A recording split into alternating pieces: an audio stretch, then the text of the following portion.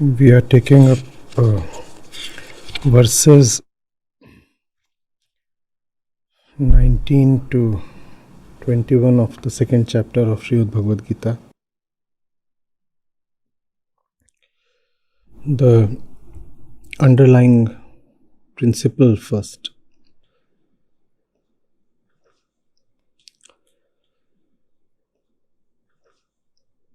This session is needed neither by Prakriti nor by Atma.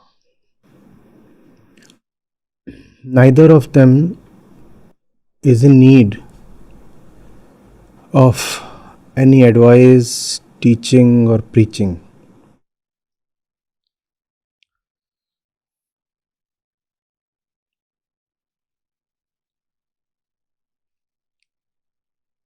Atma is pure non-dual consciousness, free of arrival and departure,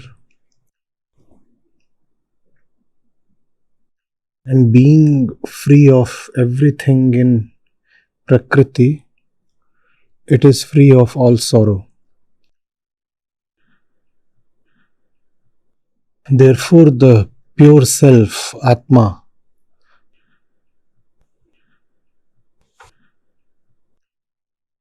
needs no healing.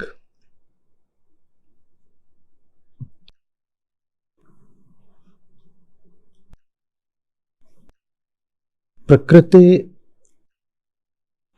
is a self-sufficient system with no experiencer at all. Therefore, there is nobody there to experience any kind of sorrow. Hence, Prakriti too does not need any teacher or healing or guru, any sermon. Who is to be addressed then? Who is to be healed?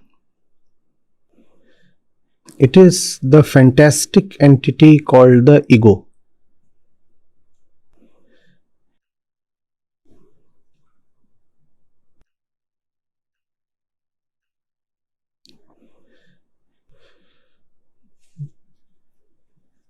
The ego thinks of itself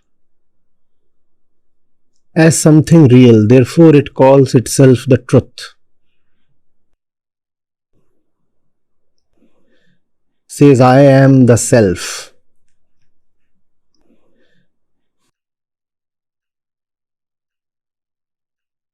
I am real. The thing is, it is just real unto itself. Yes, the ego is real. To whom? To itself.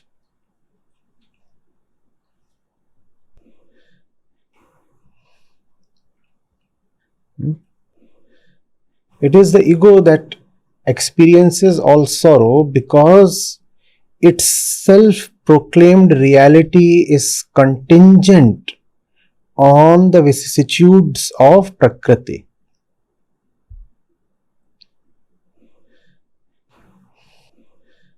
Atma is real in a non-dual way. Hence, it does not lean upon anything to ensure its completeness. It is complete within itself without needing any predicates from Prakriti. On the other hand, the completeness of the ego is always dependent on objects from Prakriti.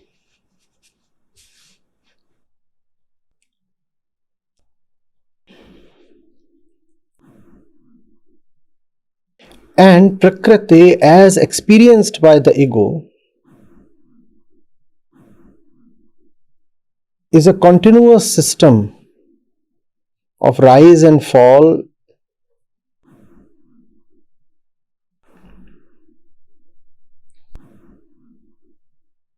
and change of form.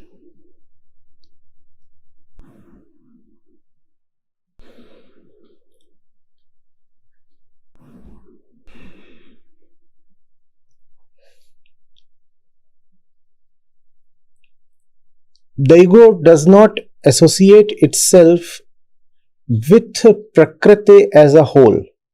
It cannot, because it is little, therefore dualistic. It needs an other to have its own existence. If the ego is associated with or predicated on the entirety of Prakriti, then there is no other. If there is no other, the ego cannot exist. Every small thing necessarily needs an other.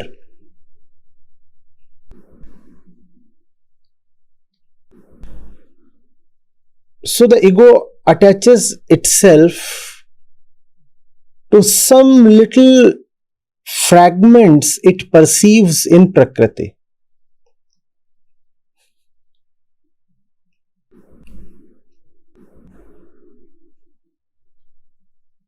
And as we said, everything in Prakriti is continuously experiencing a change in form. Change in form.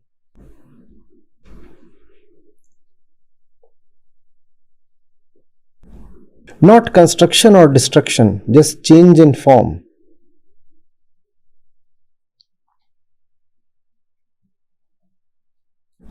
But if you are attached to water and the water turns to vapor or ice, for you it is not change of form, it is death.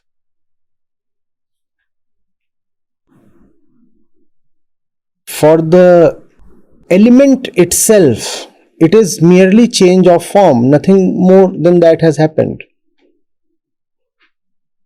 But if you were attached to water specifically, for you it means death. The water is no more there. So you are no more there. You are gone. From this arises the mighty scare of mankind called death. The ego, as we said, is a fantastic element that arises from Prakriti and becomes the sole experiencer of Prakriti, the sole perceiver of Prakriti.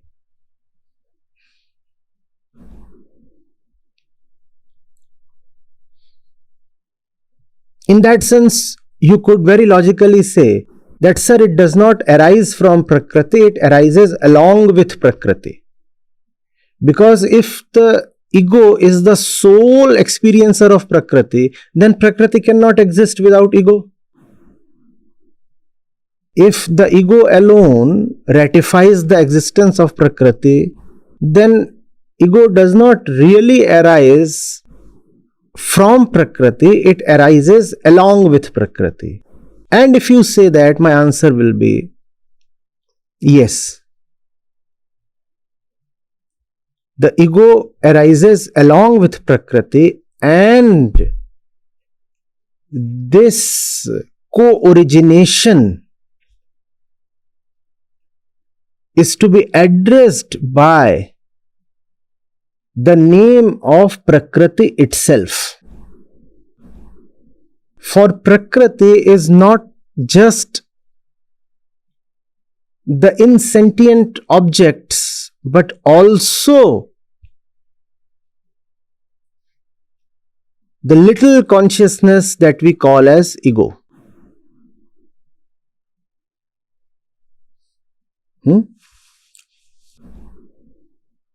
Both these together are called as Prakriti. And if you want to differentiate between them, Sri Krishna very beautifully calls one as apara prakriti, other as para prakriti.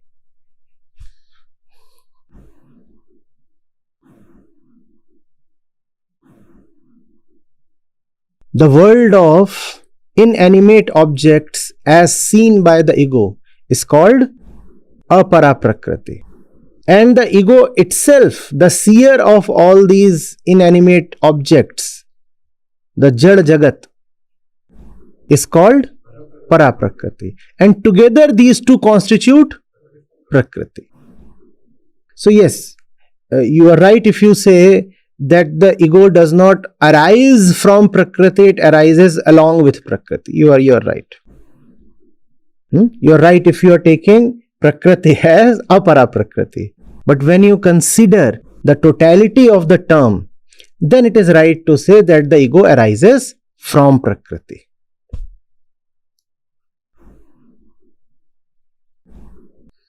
Are you getting it? What is the ego? Does it really exist? It exists only to itself. It exists as long as it is looking at the world in an enarmored way.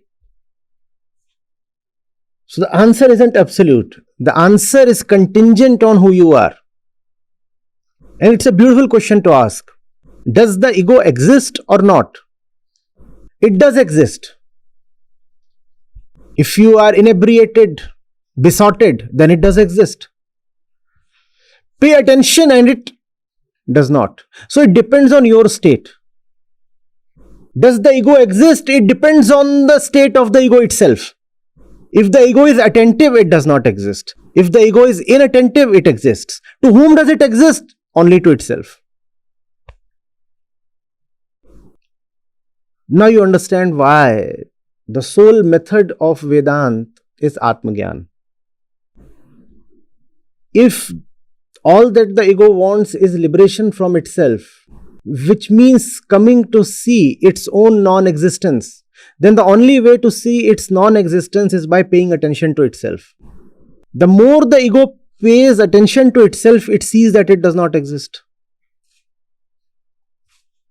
The more the ego remains attached to this and that, all the sensory inputs, the ego feels that is real and this is real. That is real and this is real.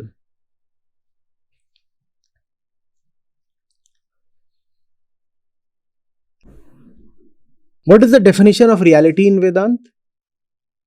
In general, we call something real if we can perceive it, verify it through senses. No, that is not the definition of reality in Vedanta. That which we call as reality in everyday parlance is just experience or perception.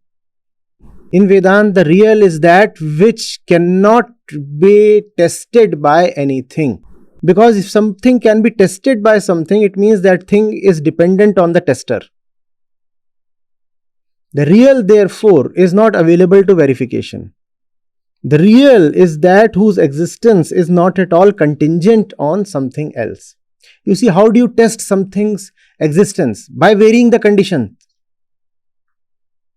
You walk into a room, the room is dark. How do you test whether or not there is somebody in the room? You change the conditions of the room. You change the darkness to illumination and immediately you can verify. Are you getting it?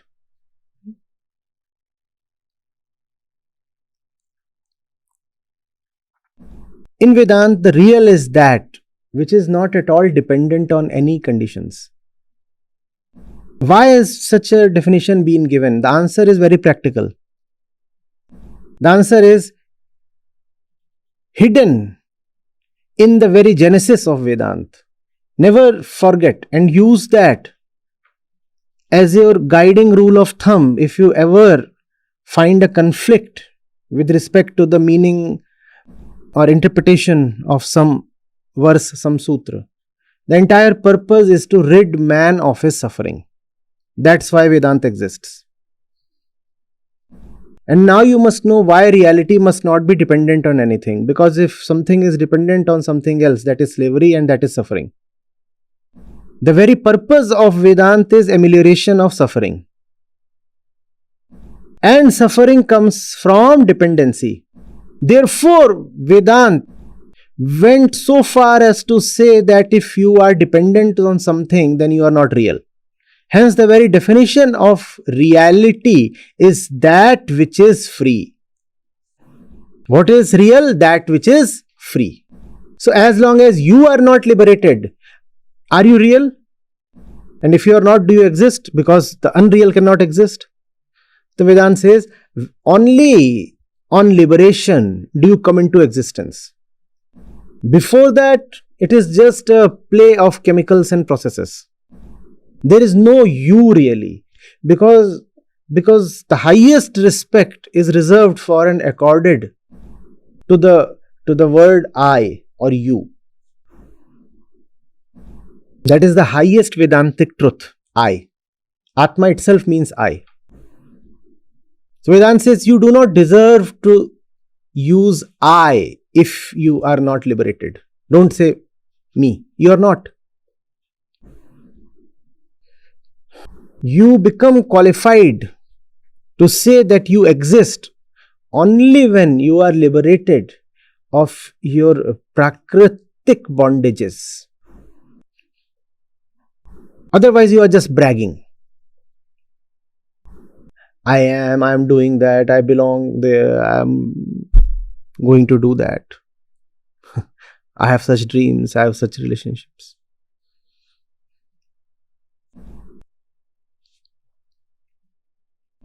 Are you getting it? Please see from where Vedanta is coming. Vedanta springs from compassion towards mankind itself. And those who could see realized that all suffering, all our tears, it's a very human enterprise. Please understand. It's not just a philosophy for the sake of it. Something very important is at stake. Vedanta is not philosophy for the sake of philosophy.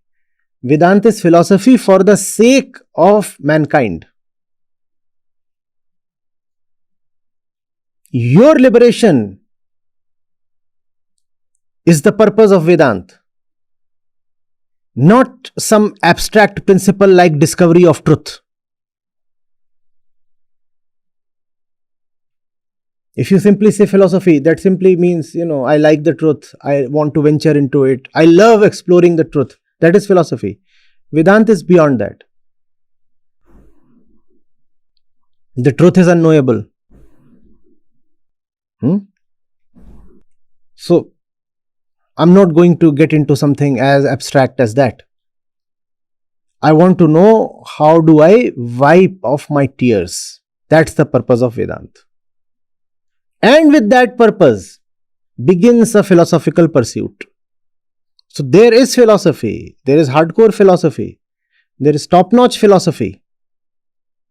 But that philosophy is not for its own sake. It's a beautiful thing. Please understand, there is a life lesson here.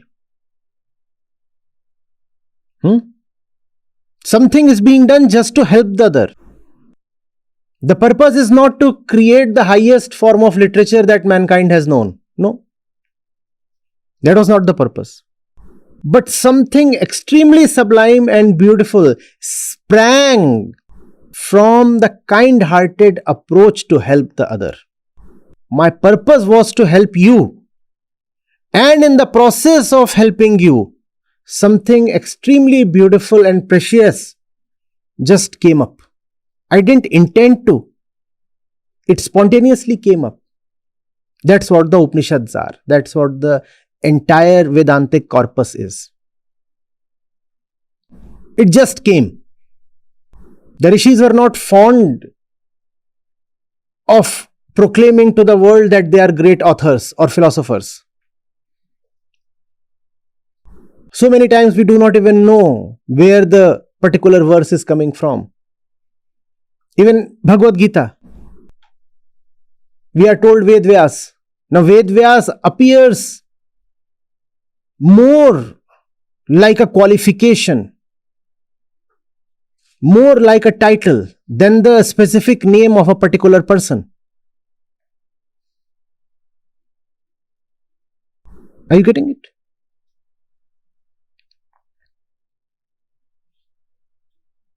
They were not interested in blowing their own trumpet. They wanted to help. The life lesson is, if you do things without the desire for yourself at the center, then what comes from that, what gets created by you, is of an order that you could have never actively imagined. Are you getting it? So consider the situation. There is the ego. For us, it does exist, right? So let's get rid of the theoretical framework in which the ego does not exist. The ego does exist. Where does it exist? Here. I am the ego. Let's begin from there, because that's our experienced day-to-day reality. The ego does exist, right? The ego exists, and for the ego is this perceived world. If I am there, then this world is there. There is no dissociation between the two. Have you ever lived for a second in a worldless space? Has that happened? You are there and the universe is not there. Has that happened? So you and the world are necessary companions. True? And the ego is heavily dependent on the world, not only for its sustenance but for its very identity.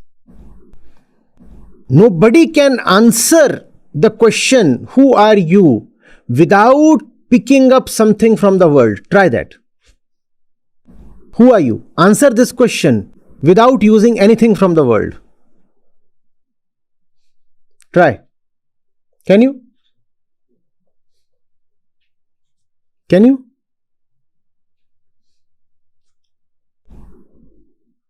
Try. And then think of the kind of helplessness it is. Who are you? Finished. Finished. Even if you say I am, you still have used a language from the world. Though that's probably the maximum you can liberate yourself from the world. Even while giving an answer. Somebody asks you, who are you? And you say, I am. That's the maximum extent of your liberation possible. But even that liberation is so conditional, so limited.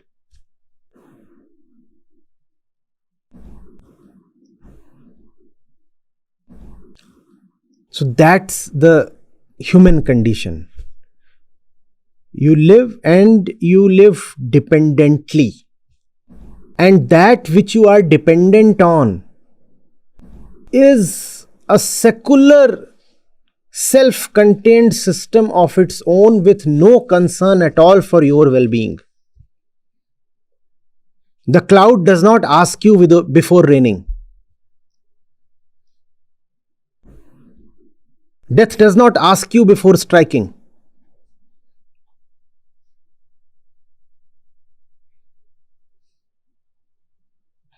If you take in some toxin, it does not ask you before hurting you. You thought it was some good sweetmeat, went in and started doing all kinds of nasty things. It took your permission. So I live dependent on you, and you are extremely autonomous. You give two hoots to my desires and my concerns. Does it not happen? You go to a river and you put your toe in it. For your sake, does the water adjust the temperature? The temperature will remain what it is. If you like it, good, otherwise. Is that not so?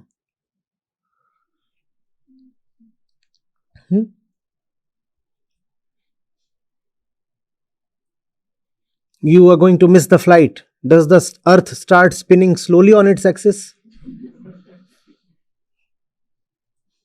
Does that happen? And you are dependent on the little thing on your wrist. And the little thing on the wrist is not at all concerned about your flight. You are telling, can you please stop yourself for 2 minutes? Just 2 minutes. 2 minutes is all you are missing your flight by. Such a little thing, think. And even that is autonomous. You cannot do anything. That's the human condition. You live in an extremely dependent way on the world, and the world is independent of you.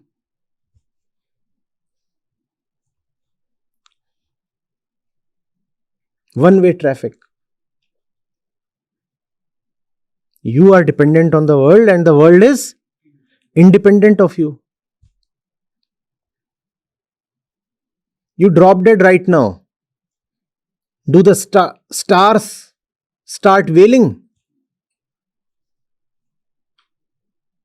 It does not matter even to the rat or the crow. Or does it? You have just dropped dead and 2 lizards are mating right over your head. That's the worth of your life.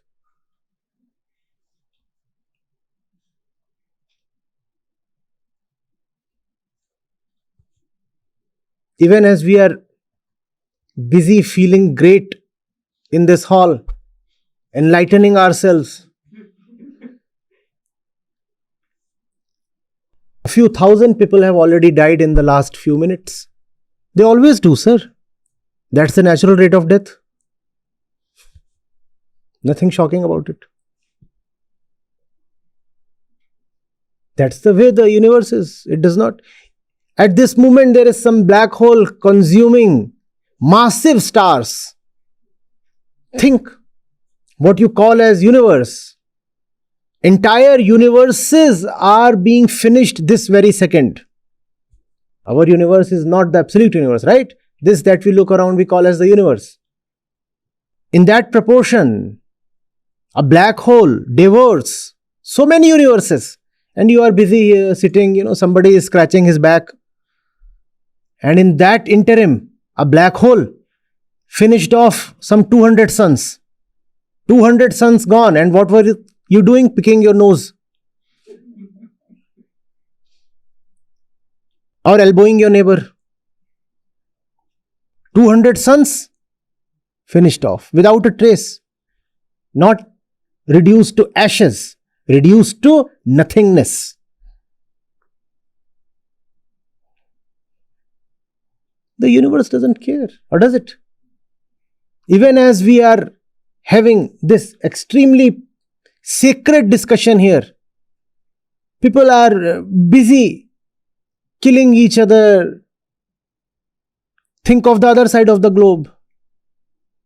Somebody is pestering somebody for a bribe. Here we are with the sacred Bhagavad Gita. This very moment, so many things are happening. Some judge in some court has been bought off. He is delivering a totally unjust verdict. Is that not happening right now? That is happening. Even as we uttered these words, somebody has been shot.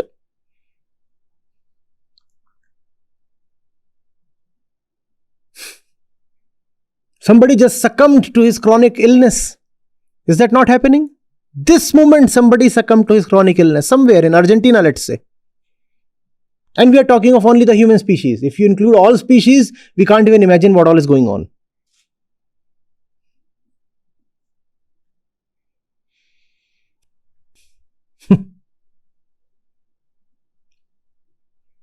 Even as we spoke, so many species went extinct forever. They'll never come back.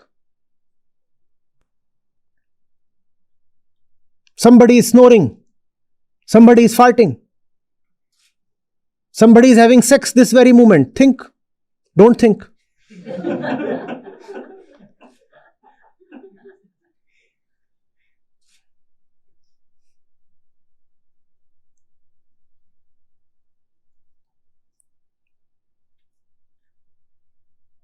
Who are you? Nobody.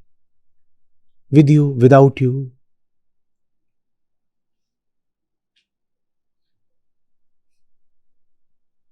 The world gives two hoots.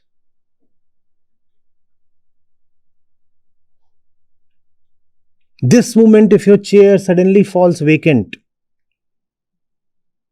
even the CCTV will not bother to note. You will have to zoom in and see where is the fellow under the chair or where.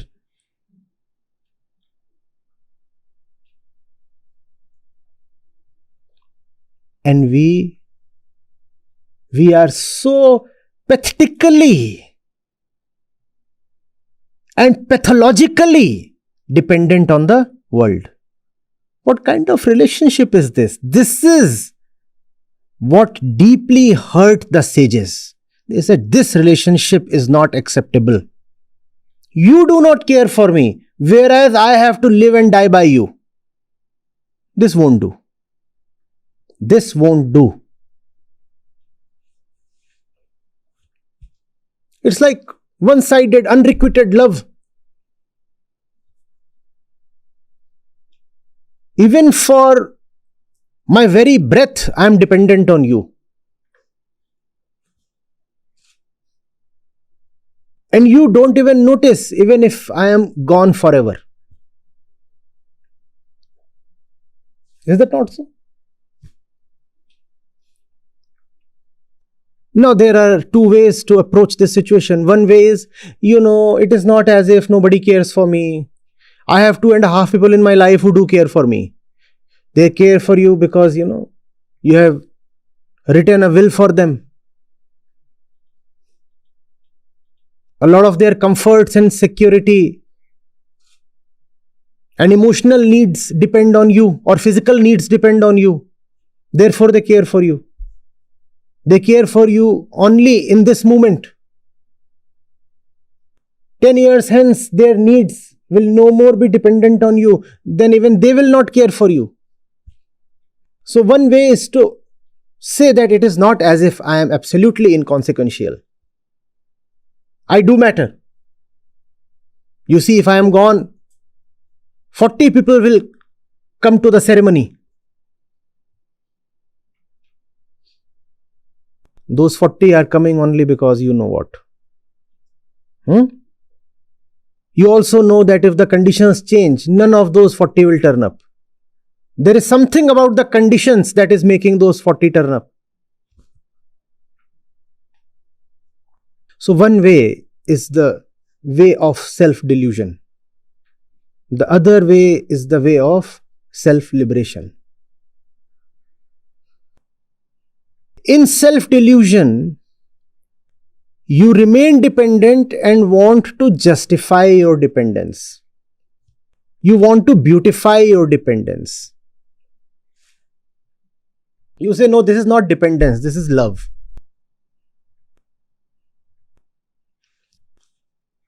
I am not a prisoner.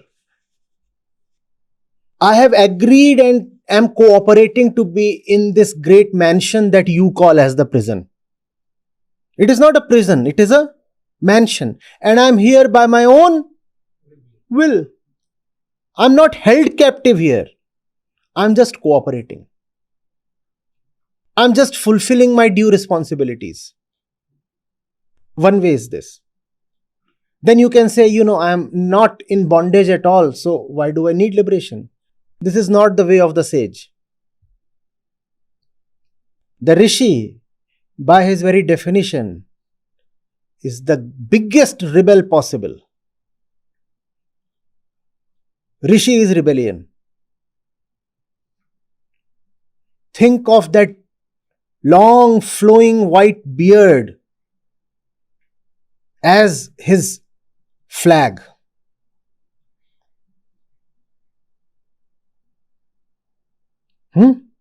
He carries that everywhere he goes.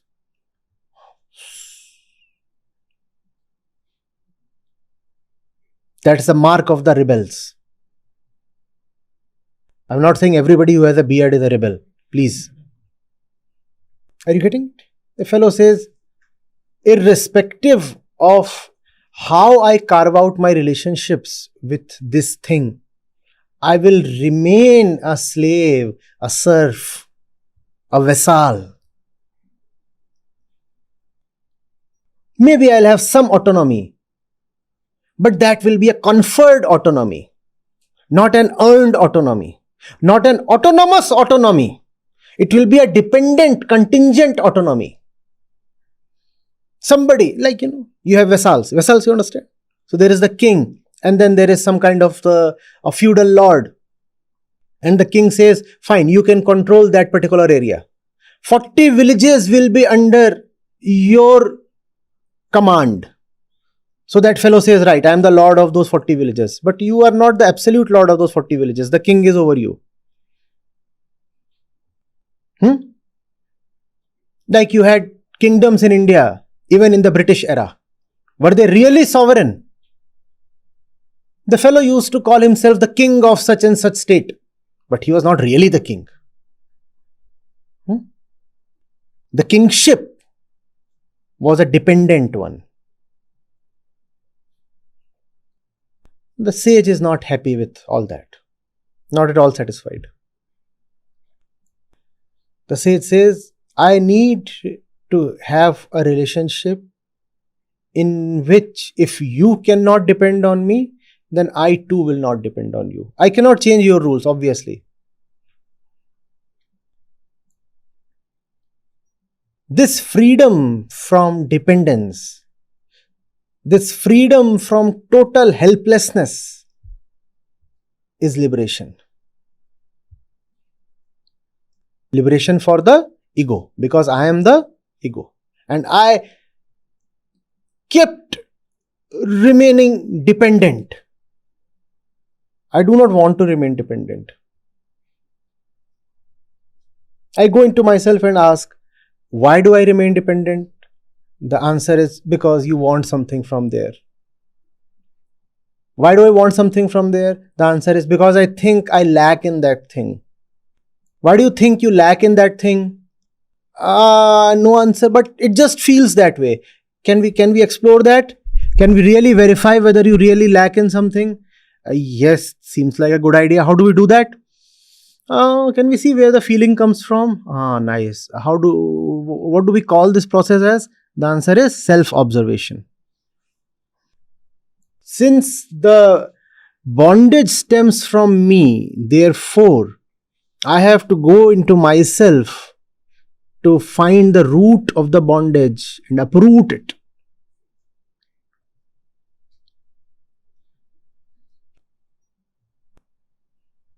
Otherwise, it is very indignified. Do you see the indignity?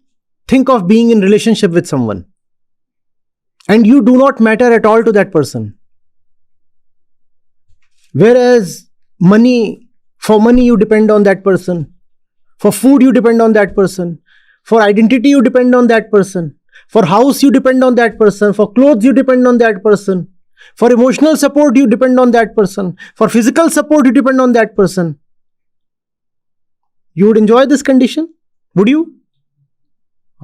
That's the condition of mankind by birth. That's how we are condemned to be born.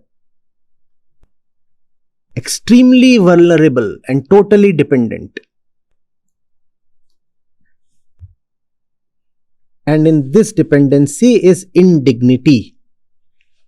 Therefore, Vedanta is a rebellion to reclaim dignity. Give it back to me. What? My dignity. Clear? Now, it will probably be easier to understand Why Sri Krishna speaks this way.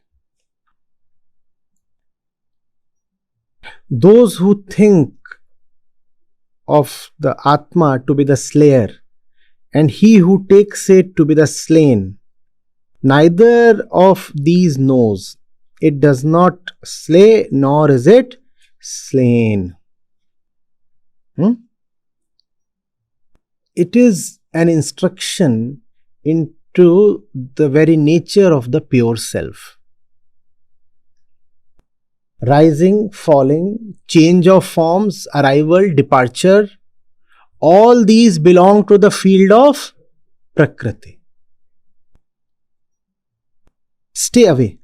All that is happening there, all that is not happening here, all that is happening, all that must not happen to you.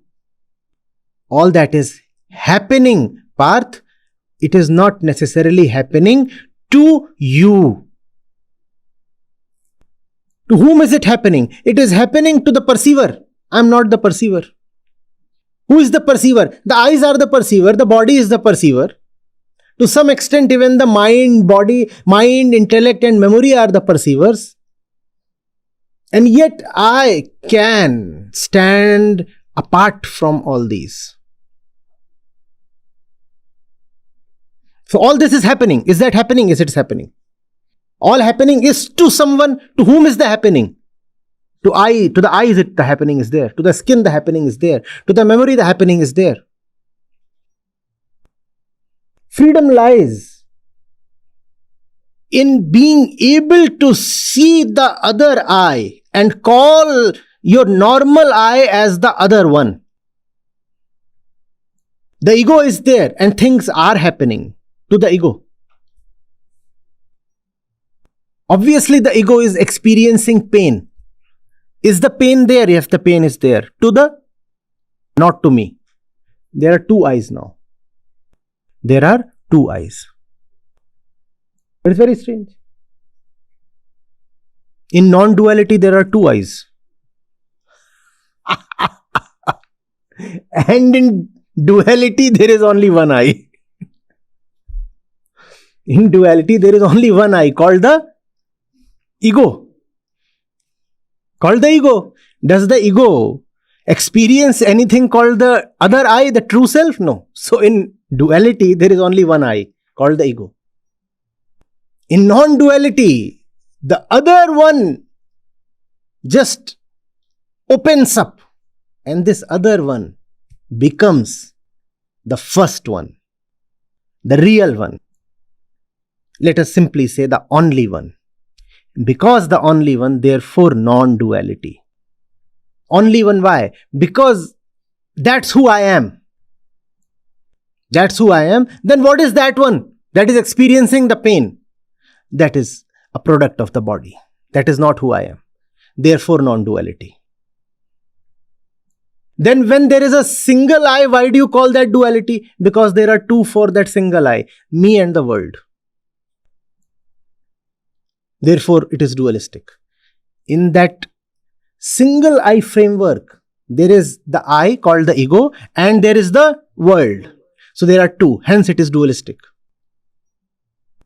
But when there are those two eyes, then what is real? Only the I. The other two are playing with each other. The world and the ego, they are playing with each other. And both of them are just playthings to each other. Let them do whatever they want to do. Minus is contained only in the pure self. Therefore non-duality.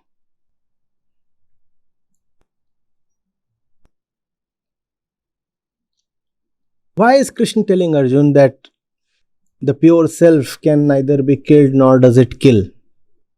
Those who think of killing with respect to the pure self are deluded. Why is he saying all this?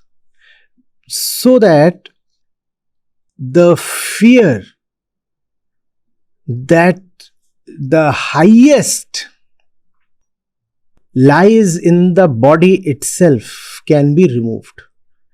Please Consider Arjun's situation. He's supposed to fight, and fighting would involve killing the body.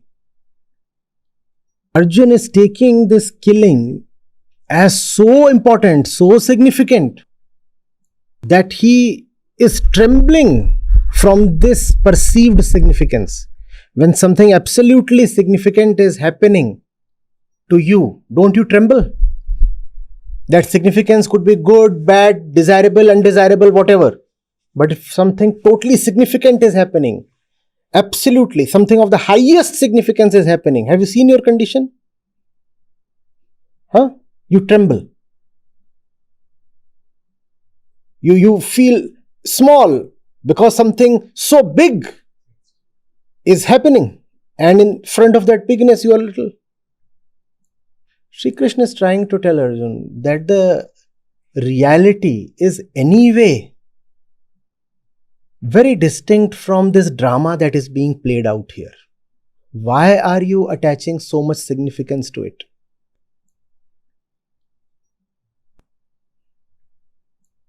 You will shoot, they will fire, all that is okay. None of that has any bearing on reality. Somebody will get killed, somebody will kill. None of that has any bearing on the reality. Hence he is saying, Atma can neither be killed nor does it kill. Which means that all this killing that will happen here has nothing to do with the absolute truth. Hence you need not give an absolute weightage to these happenings. It is because you are giving an absolute importance to this happening that you are nervous. And trembling.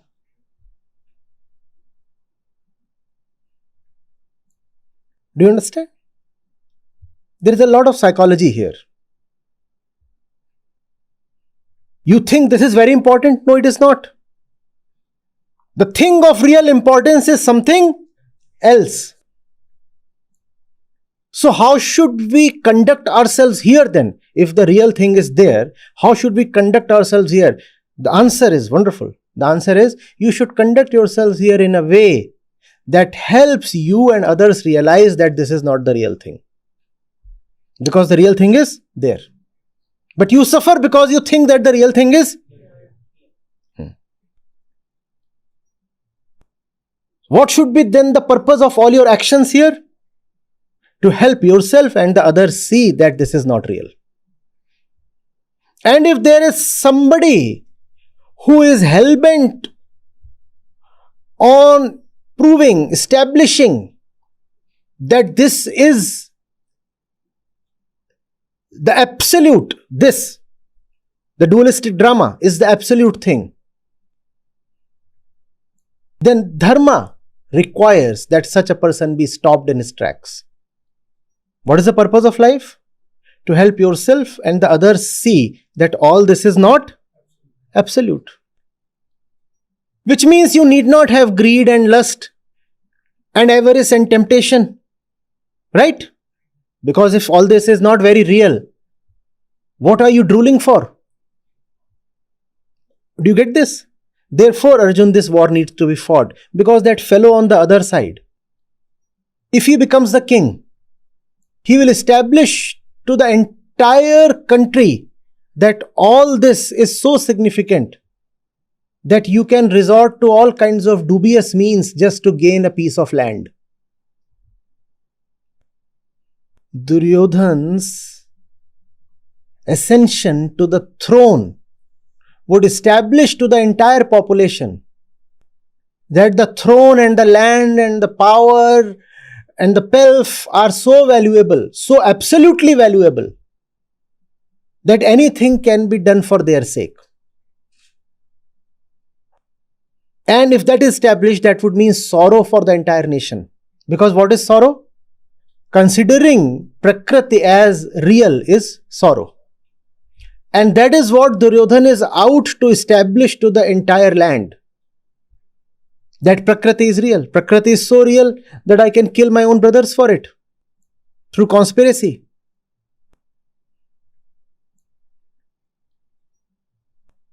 Therefore fight. Fight. If you are killed, that is okay.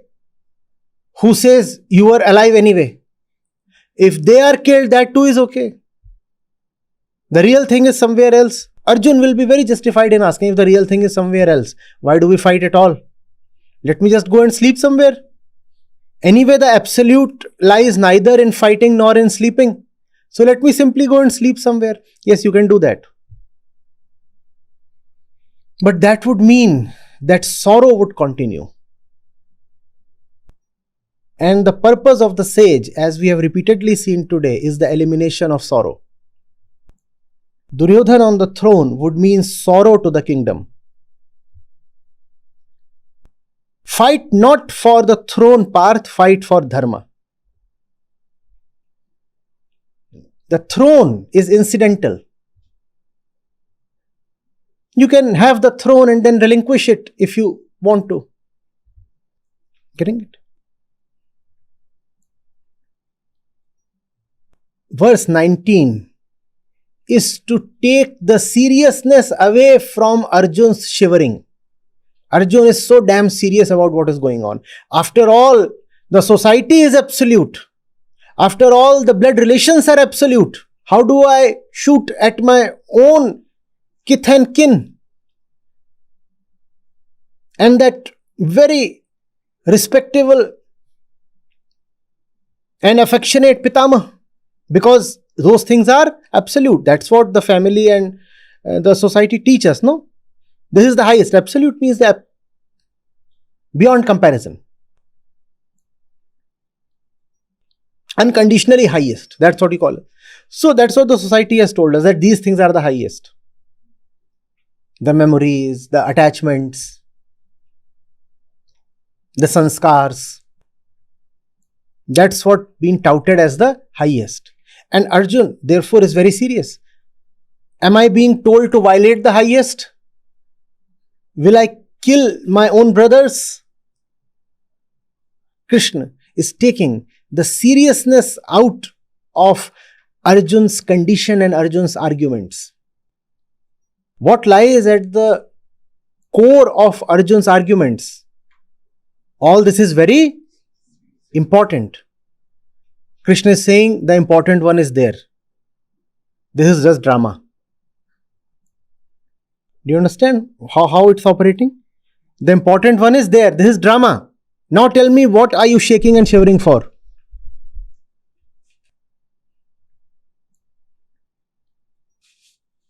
Then Arjun should say, if this is just drama, then let me run away. Because it's very much possible that in drama, a particular character just runs away. And then Krishna would say, if you run away, then this would be a very melancholy drama. Then this would be a drama full of lot of suffering. Therefore, fight. Knowing fully well that this is a drama, fight. Getting it?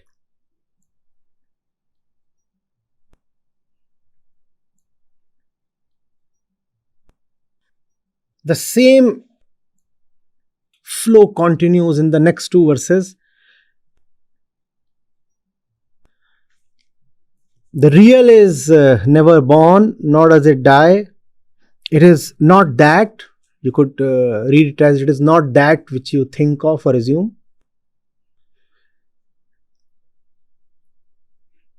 Not having been, it again comes to being. It is unborn, eternal, changeless, ever itself. The body might be killed, that has no impact on the truth.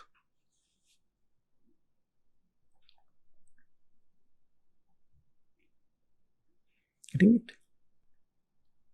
Then 21. He who knows the self, the truth to be indestructible, changeless, birthless, immutable, how is he, Arjun, to kill someone or cause a killing?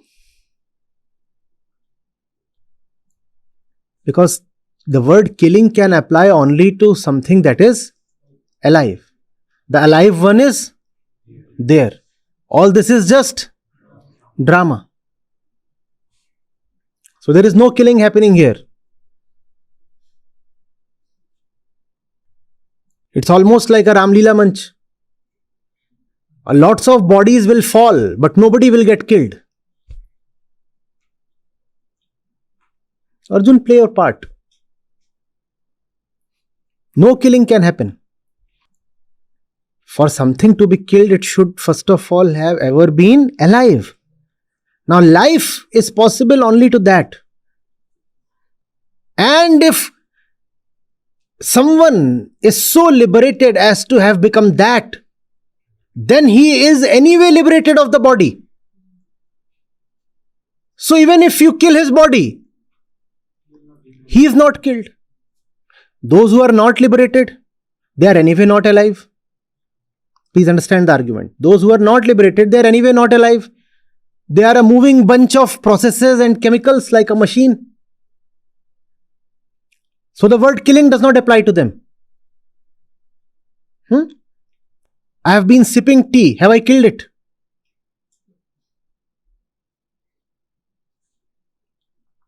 You take a big lump of salt and you bludgeon it with a hammer. Have you killed it? Why not? It's reduced to particles now. Have you killed it? No. Killing does not apply to those with chemical consciousness. So they cannot be killed. And if someone who is not chemical anymore, who is liberated now, then that fellow anyway does not identify with the body. Even if the body falls, he is not killed. So either way, killing cannot happen. So what are you then so shaky and nervous for? Just deliver your dialogues, perform your role, and get out. Get out as soon as possible. That's what we are all here for. No? Do you understand his argument, Krishna's argument? It's a beautiful argument. Anything that is happening in the field of Prakriti is unreal. Correct? Unreal. But to the ego, it is very, very real. So you must realize, first of all, that anything that you do in the field of Prakriti has no absolute significance at all. The entire world may disappear tomorrow. It makes no difference to the Atmagyani.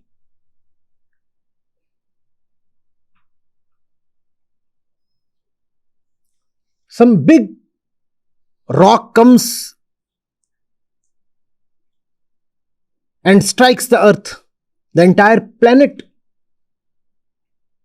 is gone. Makes no difference to the self-knower. It's very strange. This one appears like a heartless person. No, he is extremely compassionate. But the thing is, it does not matter to him. Because he knows all this is just entire universes keep rising and falling. How does it matter?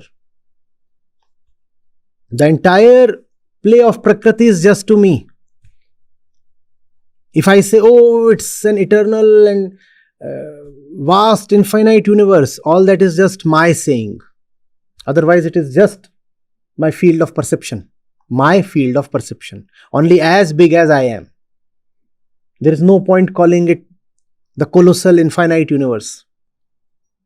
It does not matter to the liberated one. Are you getting? But the liberated one also knows that once he was not liberated. He also knows that all those who are not liberated today have the potential to move to his own place. Therefore, knowing fully well that the drama does not matter, he still participates in it.